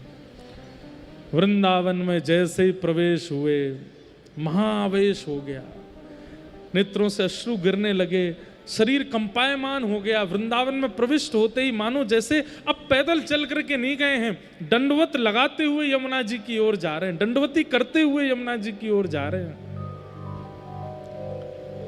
और वृंदावन में चिंतन कर रहे हैं, ये कुंज हैं, ये लताएं हैं, यहाँ श्यामा श्याम ने लीला की होगी, यहाँ श्यामा श्याम ने ये भाव रखा होगा।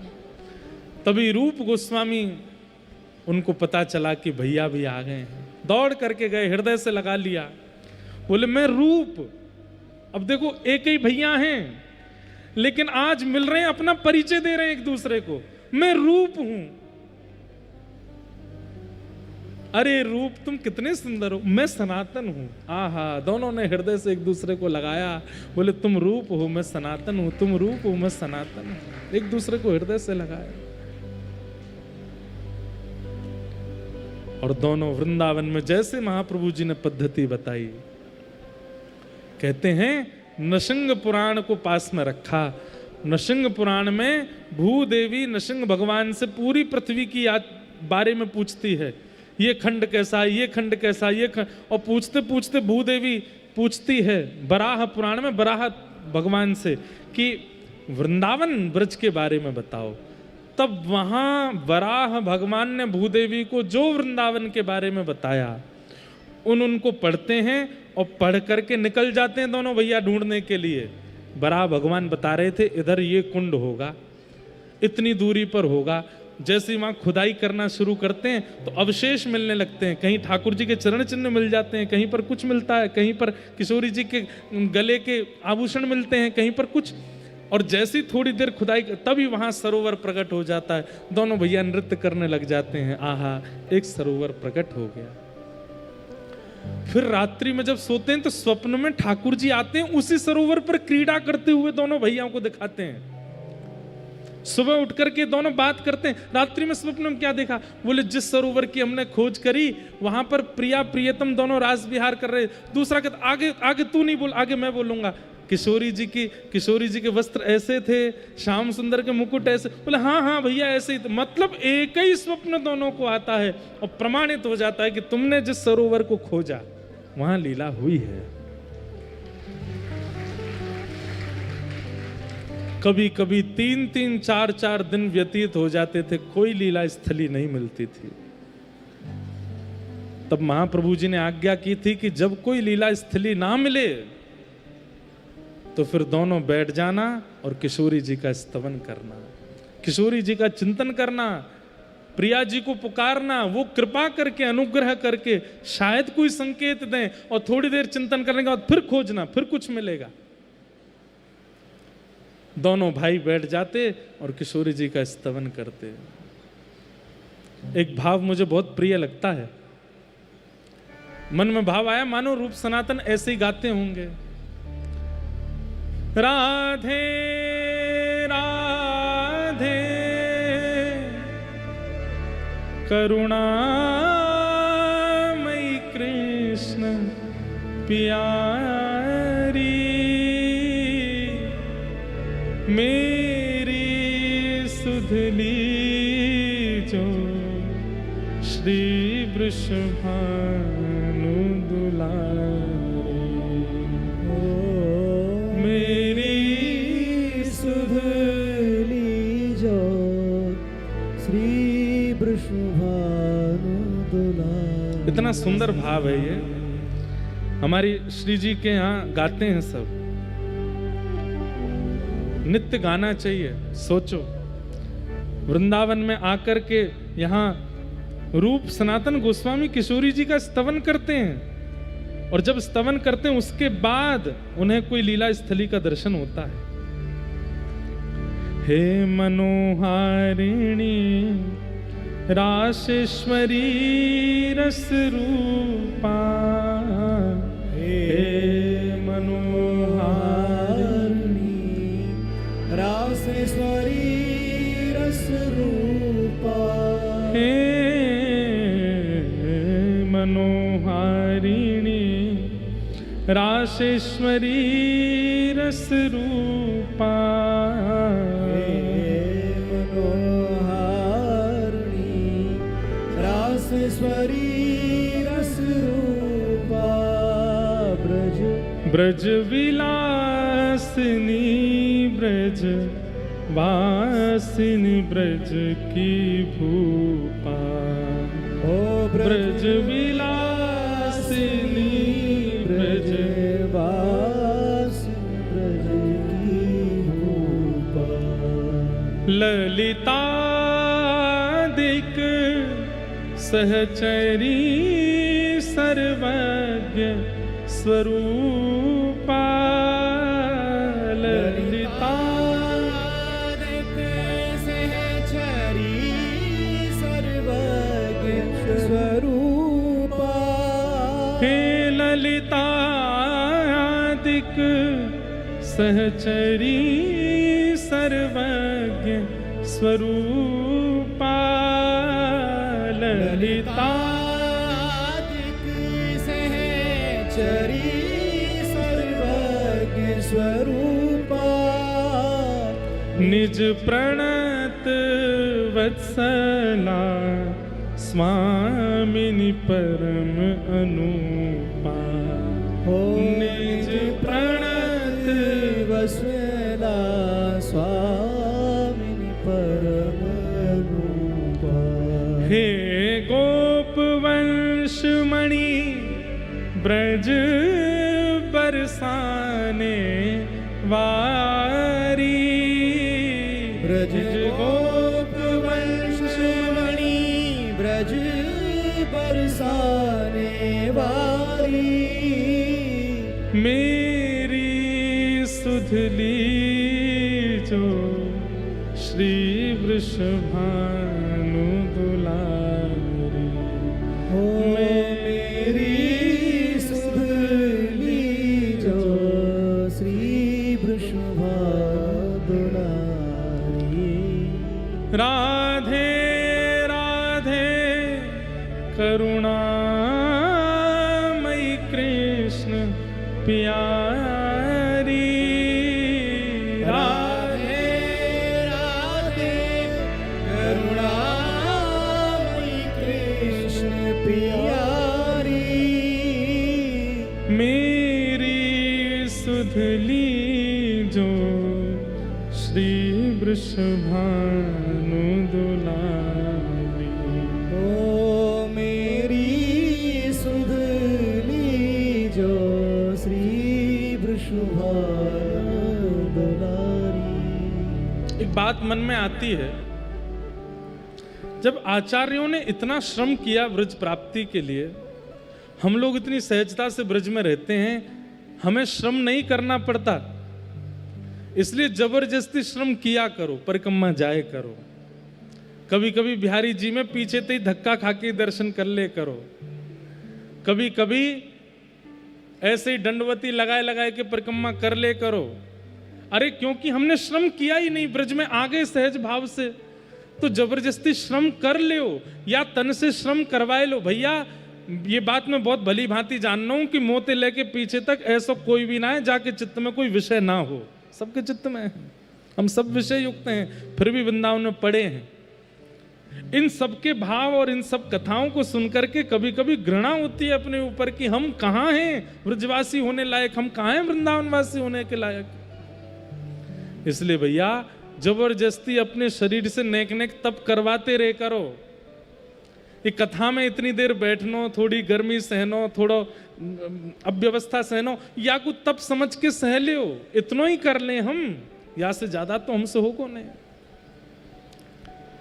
और जैसे ही किशोरी जी का स्तवन करते रूप सनातन गोस्वामी, और स्तवन करते करते जैसे ही थोड़ी देर उठते और उठ करके जैसे ही आगे बढ़ते, थोड़ी देर में ही एक लीला स्थली मिल जाती और दोनों फिर नृत्य करने लगते। दोनों किशोरी जी को याद करते, ठाकुर जी को याद करते और महाप्रभु जी का चिंतन करके नाचते। अब मन में विचार कियो कि भैया इतने सारी लीला स्थली ढूंढ लें, इतने साले सरोवर, 333 लीला स्थलियों को ढूंढा रूप सनातन गोस्वामी ने, व्रज वृंदावन में प्रकट किया 333 लीला स्थली। उसके बाद सनातन गोस्वामी का मन लग गया नंदगांव में। और सनातन गोस्वामी वहीं रहने लगे। उनको मन में भाव आया कि यहीं नंद को लाला आवेगो काउ देना और आके मुंह पे कृपा कर जाएगो। रूप गोस्वामी से बोले भैया आसपास रहे में तो एक दूसरे की चिंता होवे, कभी मेरे लग जाए तो तुम मेरी सेवा कर दो, तुम्हारे लग जाए, ये भी नहीं होना चाहिए। अरे वृंदावन में तो अपनी सेवा कोई तो करवानी ही नहीं चाहिए, खुद ही कर लेंगे हम तो। अब लाला तू तो रहे वृंदावन में, मैं रहूंगा नंदगांव में। सनातन गोस्वामी नंदगांव में बैठ गए। तभी एक दिन भजन करते करते करते करते 4 दिन व्यतीत हो गए, ना कुछ खाया ना कुछ पिया। इतने में ही एक सांवरो सा बालक आयो और बालक आकर के द्वार पे खटखटाने लगो, अरे बाबा या द्वारे खोल दे। सनातन गोस्वामी बोले बालक भी नंदगाम के ऐसे ऊधमी है, भजन ना करन दे। द्वार जैसे ही खोला, जैसे ही खोल करके देखा महाराज, एक बार के लिए मानो जैसे नेत्र पलक झपकना भूल गए हो। नेत्र देख करके लगा कि ये तो कोई अद्भुत है। ऐसे कमर पे हाथ धर के और यूं ठाड़े हैं, नेत्रन से बार बार पलक झपक झपक के देख रहे हैं, क्रोध में भर के। सनातन गोस्वामी बोले भैया क्या बात है? अरे बाबा मेरी मैया बता रही थे 4 दिना ते भूखो है तू, तेने कछु खायो ना है। ले हमारी गैया ब्याई है और वहां के ब्यावे के बाद को पहलो दूध है, तेरे घर के काजे ले आए, तू बना ले, पाले, प्रेम से खीर बना के पाले। जे चावल है जे दूध है बढ़िया, और सुन अकेरो मत पाई लियो, नेक नेक हमको दे दियो। मधुर बात सुनकर के सनातन गोस्वामी तो जैसे मानो मोहित से हो गए। बोले भैया ऐसी मीठी बाणी बोल लो, ऐसे आके कटाक्ष से नेत्र, ये कौन है? अच्छा सुनो लाला तुम कौन हो? बोले नंदू ब्रजवासी रे, हमारो एक नंदगाम में, वाकई हम 4 बालक हैं। बोले कहा नाम है भैया तुम्हारे? बोले एक को नाम केशव देव है, एक को नाम हरिदेव है, एक को नाम बलदेव है, एक को नाम गोविंद देव है। अच्छा तो सबरे देव हो? बोले और नहीं तो, या ब्रज में तो सब देवता हैं बाबा, सबन ने प्रणाम कर लेना चाहिए। और कह के ठाकुर जी वहां से भाग गए। वो ठाकुर जी थे।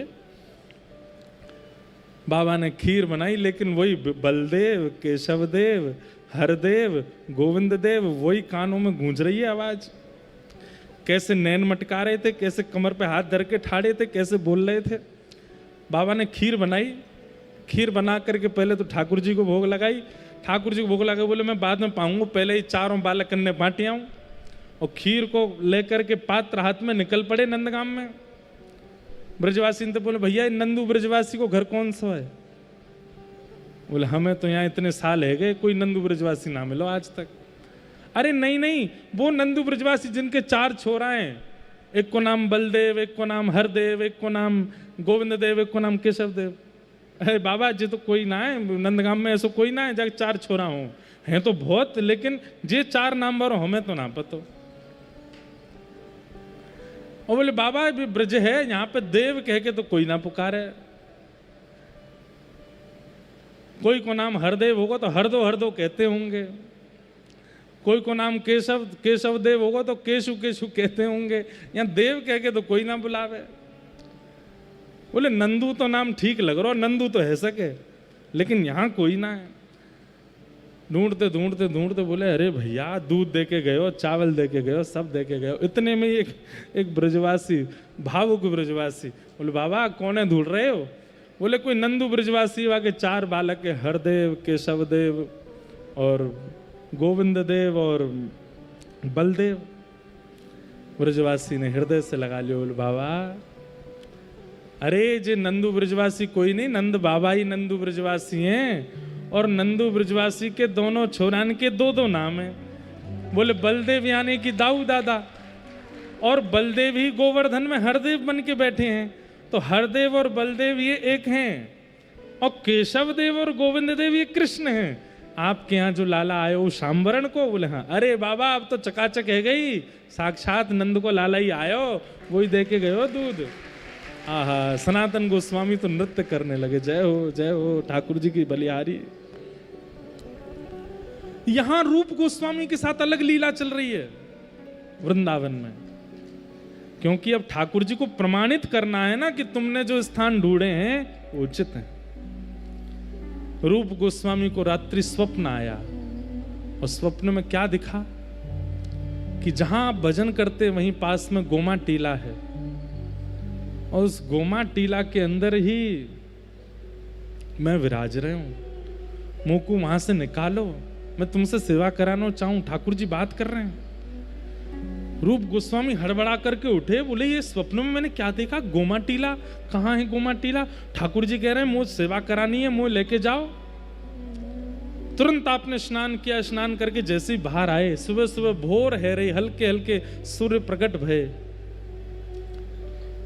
तभी कछु बालक वहां खेल रहे। अचानक उन बालकों में से एक श्याम वर्ण को बालक, और वो ठाड़ा हो गया रूप गोस्वामी के सामने। बोले बाबा गोमा टीला तरफ जा रहे हो का? रूप गोस्वामी बोले इसको कैसे पता मैं गोमा टीला पे जा रहा हूं? बोले यहां यहां बालक, गोमा टीला में क्या है? बोले बाबा मेरे बाबा की खूब सारी गैया हैं, उनमें तो एक गैया जावे गोमा टीला के ऊपर खड़े है कि अपने थनन में तो सबरो दूध बहा दे। अब भी हम गैया चरावे आए हैं, एक गैया महीं ठाड़ी है, सबरो दूध बहा रही है। रूप गोस्वामी दौड़े और गोमा टीला के पास जाकर के देखा तो एक गाय खड़ी है और उसके थनों से बिना प्रयास के ही दुग्ध प्रवाह हो रहा है। रूप गोस्वामी पहुंचे, जैसे ही जाकर नेत्रों से आंसू गिर रहे हैं, शरीर अपने वश में नहीं रहा है। तुरंत जाकर के दूध जहां गिरा था उस स्थान को जैसे ही हटाना प्रारंभ किया, तभी गोमा टीला के भीतर से प्यारे श्री गोविंद देव प्रभु प्रकट हो गए। बोलो गोविंद देव लाल की जय। सब सुख सागर रूप उजागर रहे वृंदावन धाम। रूप गोस्वामी प्रगट कियो जहां रोविंद रूप निधान। वृंदावन प्यारो वृंदावन, वृंदावन मेरो वृंदावन। और एक बात और, यहां रूप गोस्वामी को ठाकुर जी मिले हैं और वहां जगन्नाथपुरी में उर्दबाहु होकर के महाप्रभु जी नृत्य कर रहे हैं, बधाई बांट रहे हैं। तभी सब गोस्वामी जना के कहते हैं, बोले महाप्रभु जी क्या भाव हुआ? बोले आज मेरे रूप को प्राण प्यारे गोविंद मिल गए, आज मेरे रूप को गोविंद मिले। अरे बधाई बांटो, सब जगन्नाथपुरी के वैष्णवन में जाकर के बधाई लुटा दो, आज मेरे रूप, क्योंकि महाप्रभु जी चाहते हैं कि वृंदावन में वृंदावन का प्राकट्य हो और उस कार्य को रूप सनातन भली भांति कर रहे हैं।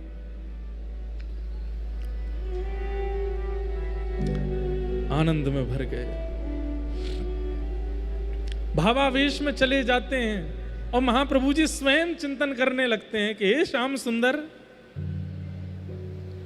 अब हमें भी मिल जाओ, हमारे अनुयायियों को प्राप्त हो रहे हो, हमें कैसे प्राप्त होगे? रूप गोस्वामी के यहाँ गोविंद देव, आहा, पूरे वर्णन आता है कि हरिराम व्यास जी आदि सब आए रूप गोस्वामी के पास और गोविंद देव जी का रूप देख करके सब तकते रह गए, निहारते रह गए, ऐसे सुंदर श्री गोविंद देव। खबर पहुंची नंदगाम में सनातन गोस्वामी के पास, अरे सनातन जी आपके प्यारे दुलारे छोटे भैया रूप गोस्वामी के यहाँ ठाकुर जी प्रकट हुए। सनातन गोस्वामी सुनते ही पैदल दौड़े नंदगांव से वृंदावन, और वृंदावन आकर के रूप गोस्वामी को हृदय से, वो कहाँ है ठाकुर जी? बोले वो विराज रहे। आहा, गोविंद देव जी का रूप देख करके मानो भावावेश में 2-3 बार तो मूर्छा जैसी हो गई सनातन जी को। चरणों में प्रणाम करके कही जय जय, अब हम पे भी कृपा करो, या के ऊपर तो आपने कृपा करी, कहीं मेरी सेवा में कोई चूक तो नहीं हो रही है, आप मुझ पे कृपा कब करोगे? और बस 2-4 दिन तो वृंदावन रहे, गोविंद देव जी के खूब उत्सव किए। उत्सव करने के बाद जब वापस सनातन अपने कुटिया में गए, तब ठाकुर जी ने स्वप्न दे करके आज्ञा दी, बोले सनातन तुम चिंता मत करो, मोह तेरे पास भी आनो। बोले कैसे आओगे? बोले मथुरा चलो जा, वहीं विश्राम घाट पे कुटिया बना के रहने लग, वहां पे भिक्षा याटन करो करियो। एक ब्रजवासी परिवार है, बाके घर मेरी सेवा होवे। जे मेरो स्वरूप सामान्य नहीं है, ये मेरे परपौत्र वज्रनाभ के द्वारा बनाया गया स्वरूप है। ये गोविंद देव को स्वरूप भी वही है और ये मदन मोहन को स्वरूप है। ब्रजवासी के घर में सेवा है रही है, वहां से तू मुंह को प्राप्त कर ले। आहा, सनातन गोस्वामी ने जैसे स्वप्न देखा, बोले रूप को भी स्वप्न दिया था, मुझे भी स्वप्न दिया है, इस पर कोई मिथ्या बात नहीं है, इस पर मुझे संशय नहीं है। तुरंत मथुरा चले गए और मथुरा में भिक्षा याटन करते थे और एक ब्रजवासी के यहाँ गए और जैसे द्वार खोल के भिक्षा देवे मैया आई, पीछे मदन मोहन जी के स्वरूप को देख करके निहाल हो गए। इतना सुंदर स्वरूप।